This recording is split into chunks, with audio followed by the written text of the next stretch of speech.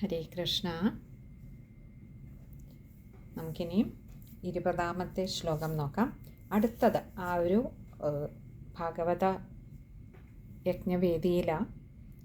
എങ്ങനെയാണ് അടുത്തത് ഓരോരുത്തരെയും വിന്യസിച്ചത്, എങ്ങനെയായിരുന്നു അവരുടെ ഇരിപ്പിടമെന്നാണ് പറയുന്നത്. ഏകഭാഗേ ഋഷിഗണാസ്തദന്യത്ര ദിവൗകസ വേദോപനിഷദോന്യത്ര തീർത്ഥാന്യത്ര സ്ത്രീയോന്യത. പറയാണ്, ഏകഭാഗേ ഒരു ഭാഗത്ത് ഋഷിഗണാസ്തദന്യത്ര, ഋഷിഗണാഹ തത് അന്യത്ര. ഇങ്ങനെ 3 വാക്കുകൾ അവിടെ ചേരുന്നുണ്ട്. ഋഷിഗണ എന്ന് പറഞ്ഞാൽ മറ്റുള്ള ഋഷിഗണങ്ങളൊക്കെയും, അതായത് ധാരാളം മഹർഷിമാർ വന്നാൽ നമ്മൾ കണ്ടിരുന്നു, അവരുടെയൊക്കെ പേരുകളും പറഞ്ഞിരുന്നു അല്ലേ.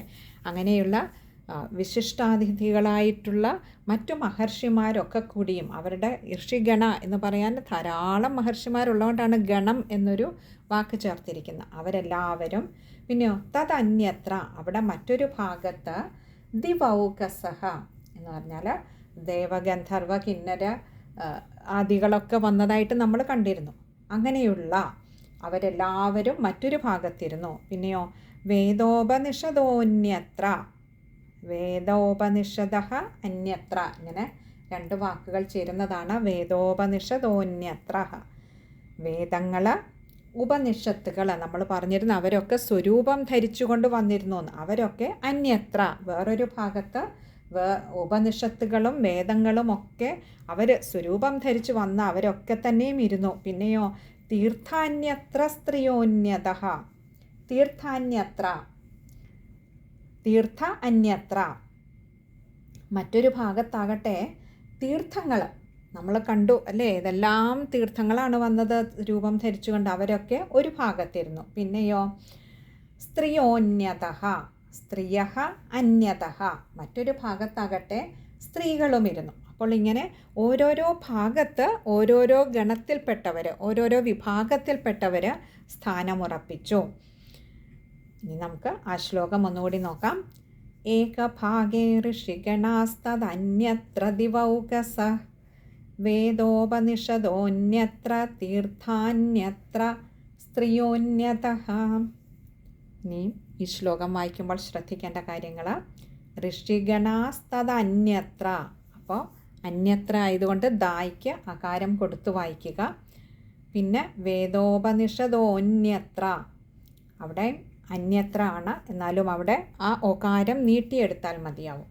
പിന്നെ തീർത്ഥ അന്യത്ര, തീർത്ഥ അന്യത്ര, അവിടെ തീർത്ഥാന്യത്ര, അവിടെ അകാരം നീട്ടിയെടുക്കേണ്ടതുണ്ട്. പിന്നെ അടുത്തത് സ്ത്രീയോന്യത, അവിടെ വിസർഗവും കൂടിയുണ്ട്, അതും കൂടി ഒന്ന് ശ്രദ്ധിച്ച് വായിക്കുക. ഇനി അടുത്ത നമുക്ക് 21ാമത്തെ ശ്ലോകം നോക്കാം. ജയശബ്ദോ നമഃശബ്ദ ശംഖശബ്ദസ്തഥൈവ ച ചൂർണലാജാ പ്രസൂനാനാം നിക്ഷേപഃ സുമഹാനഭൂത്. ഇനി അടുത്തതായിട്ട് ഇവിടെ പറയുന്നത്, ആ ഒരു വേദിയിൽ ആളുകളൊക്കെ, ഈ വരുന്ന മഹത്തുക്കളൊക്കെ, സുഹൃത്തുക്കളൊക്കെ എന്തൊക്കെയാണ് ഇവിടെ കൊണ്ടുവന്നത്. കാരണം ഈ ഭാഗവതം എന്ന് പറയുന്നത് തന്നെ ഒരു വേള ഇവിടെ വ്യാസഭഗവാൻ പറയുന്നുണ്ട്, ശ്രീമദ് ഭാഗവതാഖ്യോയം പ്രത്യക്ഷ കൃഷ്ണയേവഹി. ഭഗവാൻ തന്നെയാണ്, ആ ശ്രീകൃഷ്ണ ഭഗവാൻ തന്നെയാണ് ഭാഗവതം എന്ന് പറയുന്നത്. അപ്പോൾ ഭഗവാനെ കാണാൻ നമ്മൾ അങ്ങനെ വെറുതെ പോവില്ലല്ലോ അല്ലേ. അപ്പോൾ ഭഗവാനെ കാണാൻ വരുന്നവരാണ് ഇവിടെ ഭാഗവതത്തെ കേൾക്കാനായിട്ട്, ശ്രവിക്കാനായിട്ട് വന്നത്. അങ്ങനെയുള്ള ആ സുഹൃതികൾ ഭഗവാന് നമ്മൾ എന്തൊക്കെ കൊണ്ട് കൊടുക്കുമല്ലേ. ഭഗവാനെ കാണാൻ ഒരു ക്ഷേത്രത്തിൽ പോകുമ്പോൾ എന്തെല്ലാമാണ് നമ്മൾ ഭഗവാന് സമർപ്പിക്കുക. ഇനി ഒന്നുമില്ലെങ്കിലും ഒരു തുളസി ഇലയെങ്കിലും നമ്മൾ കൊണ്ടുപോയി സമർപ്പിക്കില്ലേ. ഇവിടെ അങ്ങനെയുള്ള ആ ഭാഗവത കഥ കേൾക്കാനായിക്കൊണ്ട് ഇവിടെ ഈ വേദിയിൽ വന്നവർ എന്തൊക്കെയാണ് ഇവിടെ ചെയ്തത്, എന്തൊക്കെ കൊണ്ടുവന്ന് സമർപ്പിച്ചു എന്നാണ് പറയുന്നത്. ജയശബ്ദോ നമഃശബ്ദ, ജയശബ്ദ, ഇവിടെ ജയ ജയ ഭഗവാന്, ശ്രീകൃഷ്ണ ഭഗവാന് കി ജയ്. പിന്നെയോ ഇവിടെ സനൽകുമാരാദി മഹർഷിമാർ, വിശിഷ്ടാതിഥികളൊക്കെയുണ്ട്. എല്ലാവരും കൂടി ചേർന്ന് ഭഗവാന് ജയശബ്ദ, ജയ ജയം, ഇങ്ങനെ ജയ ജയ പറഞ്ഞു. പിന്നെയോ നമഃശബ്ദ, ശ്രീകൃഷ്ണ ഭഗവാൻ കി ജയ്, ശ്രീകൃഷ്ണ ഭഗവാനായിക്കൊണ്ട് നമോ നമഃ, നമോ നമ, ഇങ്ങനെ നമശബ്ദ, നമസ്കാര ശബ്ദങ്ങൾ പിന്നെയോ ശംഖശബ്ദസ്തഥൈവ ച, ശംഖശബ്ദഃ തഥ ഏവ. അവിടെയോ ശംഖശബ്ദവും മുഴങ്ങി, ശംഖനാദവും മുഴങ്ങി അവിടെ. കാരണം ഇനിയും അതൊരു പുണ്യഭൂമിയാണത്. അവിടെ നടക്കാൻ പോകുന്നത് ഭഗവാന്റെ കഥകളാണ് അവിടെ വർണ്ണിക്കപ്പെടാൻ പോകുന്നത്. അങ്ങനെയുള്ള ആ പുണ്യഭൂമിയിൽ ശംഖനാദവും മുഴങ്ങിത്തുടങ്ങി. പിന്നെയോ ചൂർണലാജ പ്രസൂനാനാം, ചൂർണലാജ പ്രസൂനാനാം. ചൂർണം എന്ന് പറഞ്ഞാൽ പൊടി എന്നർത്ഥം. ഇവിടെ ഈ ഒരു മംഗളവേദിയിലേക്ക് വരുന്ന സുഹൃത്തുക്കളൊക്കെ ആവട്ടെ, ഇവിടെ ഏലം, ലവംഗം, കർപ്പൂരം തുടങ്ങിയവയൊക്കെ കൊണ്ടുവന്നു, തുടങ്ങിയ സുഗന്ധദ്രവ്യങ്ങളൊക്കെയും ഇവിടെ കൊണ്ടുവന്നു കഴിഞ്ഞില്ല. പിന്നെയോ ഇവിടെ പൊടി എന്നുദ്ദേശിച്ചത് ഈ പൊടി, മലര്, ഇങ്ങനെയൊക്കെ നമ്മൾ ഭഗവാന് വേണ്ടി എന്തൊക്കെ സമർപ്പിക്കുമോ അതൊക്കെ കൊണ്ടുവന്നു കഴിഞ്ഞില്ല. പ്രസൂനാനാം, പ്രസൂനം എന്ന് പറഞ്ഞാൽ പുഷ്പം. പ്രസൂനാനാം വളരെ സുഗന്ധപുഷ്പങ്ങൾ ധാരാളമായിക്കൊണ്ട് ഇവിടെ അങ്ങനെ വന്നു നിറഞ്ഞു. നിക്ഷേപഹ എന്ന് പറഞ്ഞാൽ ഇവിടെ നിക്ഷേപിച്ചു എന്ന് പറഞ്ഞാൽ സമർപ്പിച്ചു, വർഷിച്ചു. സുമഹാനഭൂത് എന്ന് പറഞ്ഞാൽ ഇവിടെ വളരെയേറെ, കുറച്ചൊന്നുമല്ല, വളരെയധികം ഇവിടെ കൊണ്ടുവന്ന് ഭഗവാനെ അവിടത്തേക്കായി കൊണ്ടുവന്ന് സമർപ്പിച്ചു.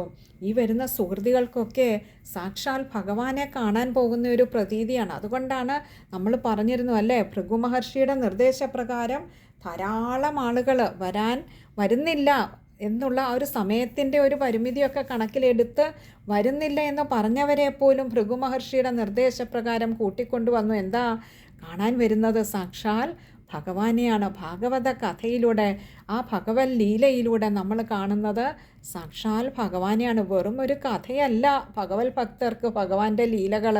അതുകൊണ്ട് തന്നെ ആ ഭഗവാനെ കാണാൻ വരുന്ന ഈ സുഹൃത്തുക്കളൊക്കെയും ഭഗവാന് പ്രിയപ്പെട്ടവയൊക്കെയും അല്ലേ, മലരെ എല്ലാം കൊണ്ടുവന്നു, വെണ്ണ കൊണ്ടുവന്നു, പിന്നെയോ കർപ്പൂരം തുടങ്ങിയ സുഗന്ധദ്രവ്യങ്ങളൊക്കെയും കൊണ്ടുവന്നു.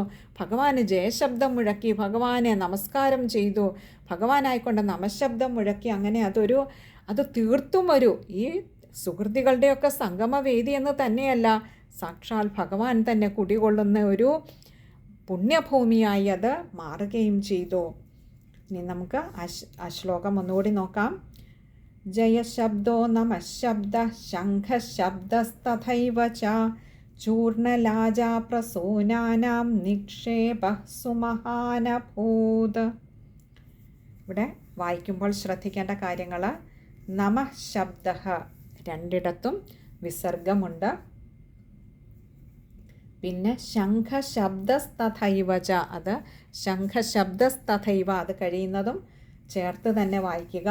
അതേപോലെ ചൂർണലാജ പ്രസൂനാനാം, അതുമൊന്ന് ചേർത്ത് വായിക്കാൻ തന്നെ ശ്രമിക്കുക. പിന്നെ അടുത്തത് നിക്ഷേപഃ, അവിടെ ഒരു വിസർഗമുണ്ട്, അതും കൂടി ശ്രദ്ധിക്കുക. ഇനി അടുത്തത് 22ാമത്തെ ശ്ലോകം. വിമാനാനി സമാരുഹ്യ കിയന്തോ ദേവനായകാഃ കൽപ്പവൃക്ഷപ്രസൂനൈസ്താൻ സർവാംസ്തത്ര സമാകിരൻ. ഈ ഒരു ശ്ലോകത്തോടു കൂടി സൂതൻ്റെ ആ ഒരു കഥ പറച്ചിലാണ് ഇവിടം വരെ നമ്മൾ കാണുന്നത്.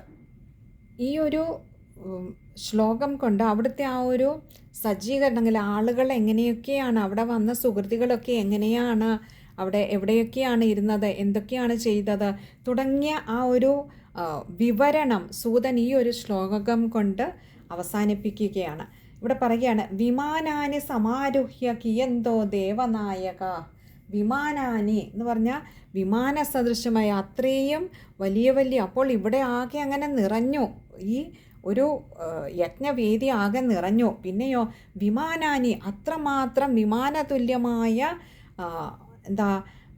ഭവനങ്ങളിൽ എന്ന് പറഞ്ഞാൽ ഇനിയുള്ളവർക്കൊക്കെ ഇരിക്കാൻ ഇവിടെ സ്ഥലമില്ലാത്തവരൊക്കെ അങ്ങനെയുള്ള ഭവനങ്ങളിലൊക്കെ സമാരുഹ്യ കയറിയിരുന്നിട്ട്, കിയന്തോ ദേവനായകാഹ,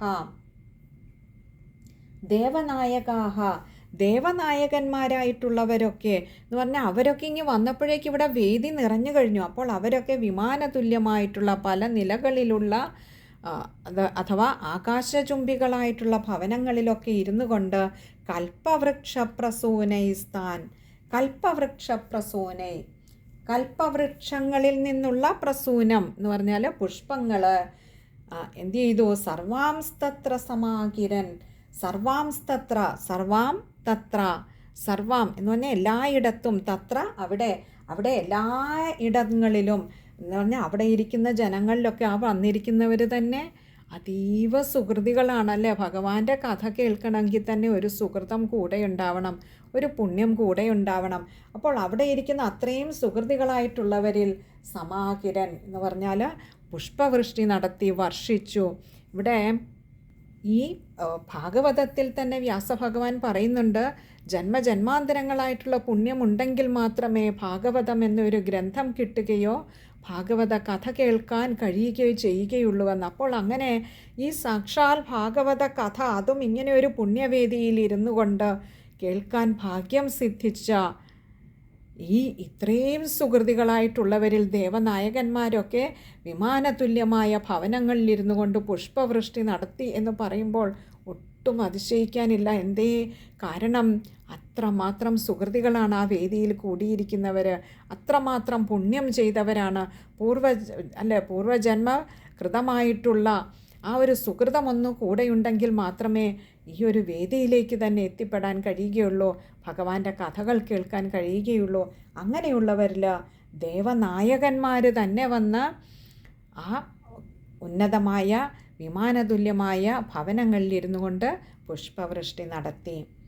ഇനി നമുക്ക് ആ ശ്ലോകം ഒന്നുകൂടി നോക്കാം. വിമാനാനി സമാരുഹ്യ കിയന്തോ ദേവനായക കൽപ്പവൃക്ഷപ്രസൂനൈസ്താൻ സർവാംസ്തത്ര സമാകിരൻ. ആ ശ്ലോകം വായിക്കുമ്പോൾ ശ്രദ്ധിക്കേണ്ട കാര്യങ്ങൾ, ആദ്യത്തെ വരിയിൽ ദേവനായക, അവിടെ ഒരു വിസർഗവുമുണ്ട് ദീർഘവുമുണ്ട്, അപ്പോൾ അത് ശ്രദ്ധിച്ച് വായിക്കുക. അടുത്തത് കൽപ്പവൃക്ഷപ്രസൂനൈസ്താൻ, അവിടെ കൽപ്പവൃക്ഷപ്രസൂനൈ താൻ, അവിടെ ആ സ ജോയിൻ ചെയ്യാൻ വന്നതാണ്, പക്ഷെ അത് ചേർത്ത് തന്നെ വായിക്കുക. അതുപോലെ തന്നെ സർവാംസ്തത്ര, അവിടെയും സ ജോയിൻ ചെയ്യാൻ വന്നതാണ്, അത് ചേർത്ത് തന്നെ വായിക്കുക.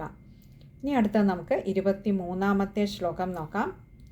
സൂത ഉവാചാം ഏവം തേഷ്വേകചിത്തേഷു ശ്രീമദ്ഭാഗവതസ്യ ച മാഹാത്മ്യമൂജിരേ സ്പഷ്ടം നാരദായ മഹാത്മനേ.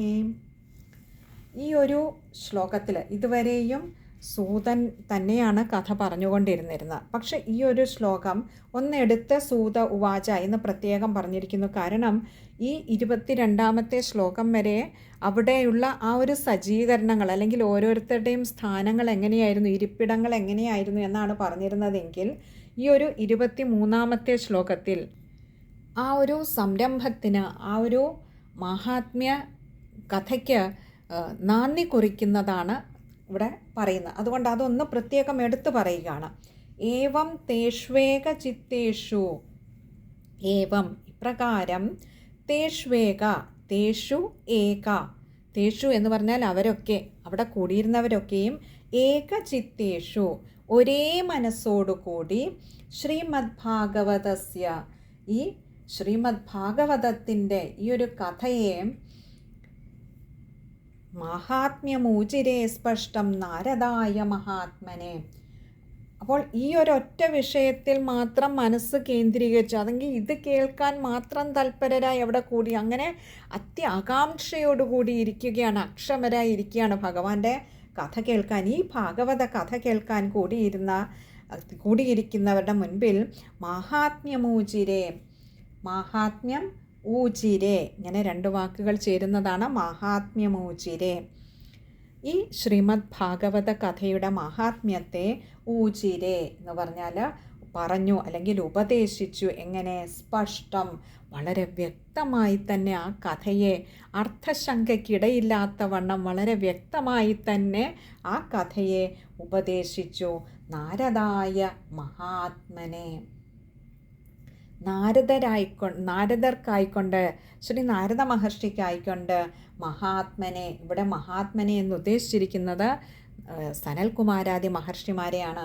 ഈ സനൽകുമാരാദി മഹർഷിമാർ ഈ ഭാഗവത കഥയുടെ, ശ്രീമദ് ഭാഗവത ഗ്രന്ഥത്തിൻ്റെ മാഹാത്മ്യത്തെ വളരെ സ്പഷ്ടമായി വ്യക്തമായി ഇവിടെ ശ്രീ നാരദ മഹർഷിക്കായിക്കൊണ്ട് ഉപദേശിച്ചു, അല്ലെങ്കിൽ പറഞ്ഞു കൊടുത്തു.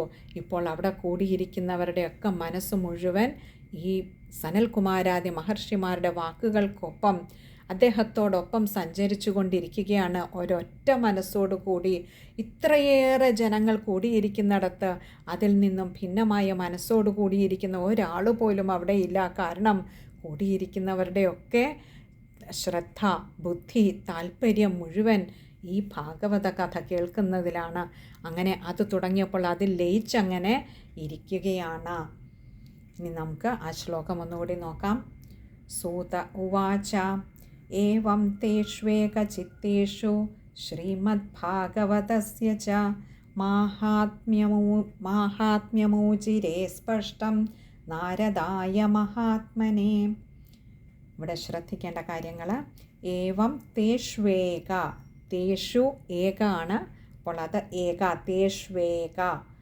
പിന്നെ അടുത്തത് മാഹാത്മ്യമൂചിരേ, മാഹാത്മ്യം ഊചിരയാണ്, അപ്പോൾ മാഹാത്മ്യമൂചിരേ, അത് ശ്രദ്ധിക്കുക. ഇത് ഇത്രയും കാര്യങ്ങളാണ് ആ ഒരു ശ്ലോകത്തിൽ ശ്രദ്ധിക്കാനായിട്ടുള്ളത്. ഈ 23-ാമത്തെ ശ്ലോകത്തോടു കൂടി സൂതൻ പറഞ്ഞു തുടങ്ങി ആ പറഞ്ഞുകൊണ്ടിരിക്കുന്ന കഥയ്ക്ക് ഒരു വിരാമമിട്ടു, അല്ലെങ്കിൽ അതിൽ ഒന്ന് വ്യതിചലിച്ചുകൊണ്ടാണ് 24-ാമത്തെ ശ്ലോകം മുതൽ ആ സനൽകുമാരാദി മഹർഷിമാരുടെ മഹത് വചനങ്ങളാണ് പറഞ്ഞു തുടങ്ങുന്നത്. അത് നമുക്ക് അടുത്ത സത്സംഗത്തിൽ കാണാമെന്ന് കരുതുന്നു. ഹരേ കൃഷ്ണ.